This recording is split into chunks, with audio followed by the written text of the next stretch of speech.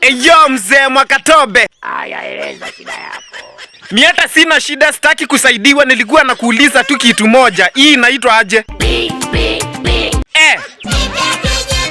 Inakuanga sawa shida ukilamba mdomo unajaa mate. Tamua pipi mate. Na inaonekana wewe Rayvanny ushaikula. Ebu acha niilambe. Alambata mutamu. Nakupa yote munya. Hello. Lamba pipi yo. Alamba.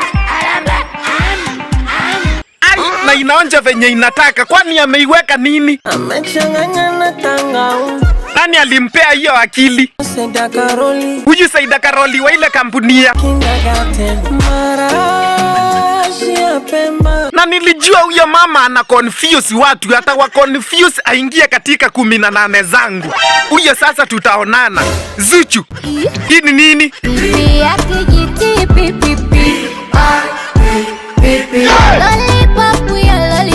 Uwe inaonja aje? Lakini nilisikia unaichukia, kwa nini huipendi? Inanifanya na jamate. Ukiikula ama Nikikumbuka ladha yake. Ai yako inaonekana ilikuwa affect. Kuikumbuka tu mdomo unajaa mate hata hujakula. It's about to go down. Sasa nani alikufanya uichukie? You are the reason. Ai wacha kuniwekelea. Kwanza hii karatasi iko aje? So pretty. Kwa hivyo nikuletea paketi ya hizi saa ngapi? Saa 7 ya usiku. Nitakuletea lori mzima. Unafaa masiara. Sio masiala, niko serious. Unaniona mikenge. Unaniona mimi fara. Serious, wacha nipe Diamond. What's Au sio? How'd you? Hii inaitwa aje? Tamu pipi ya kijiti. Unaipenda kwa nini? Ukilamba unacheka. Nilijua tu. Hello.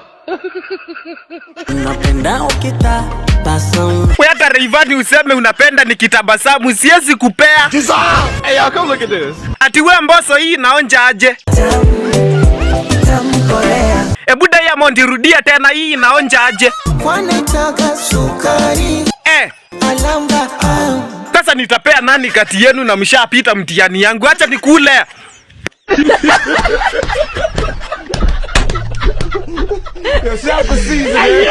Tamu andi.